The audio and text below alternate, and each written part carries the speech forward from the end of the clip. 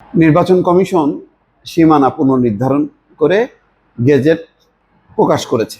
এরপর দেখা যাচ্ছে যে যেমন গাজীপুরের একটা আসন বাড়লো 5টা থেকে 6টা হয়েছে, আবার বাগেরহাটে 4টা থেকে 3টা হয়েছে, আবার এই ইউনিয়ন অমুক আসনের সঙ্গে মানে নানাভাবে বিভিন্ন অঞ্চল ভাগ হয়েছে জনসংখ্যার ভিত্তিতে।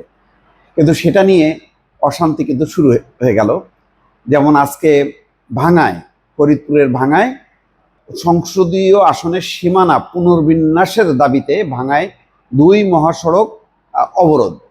এবং এই অবরোধের ফলে যেটা হয়েছে যে ঢাকা খুলনা, ঢাকা বরিশাল মহাসড়কের যান চলাচল সম্পূর্ণ বন্ধ হয়ে গেছে। দূরপাল্লার বাস, পণ্যবাহী ট্রাকগুলো আটকে গেছে, সাধারণ যাত্রীরা চরম ভোগান্তির মধ্যে পড়ছে।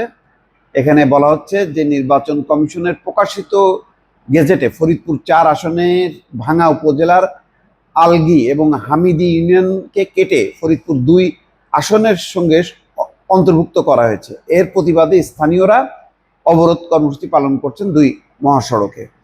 এখন এইগুলো প্রতিবারই হয়, এইবারও হচ্ছে। আর এখন তো মানে সামান্য কিছুতে এত বেশি রিয়াক্ট হয় যে একটা মানে নাভিশ্বাস অবস্থা।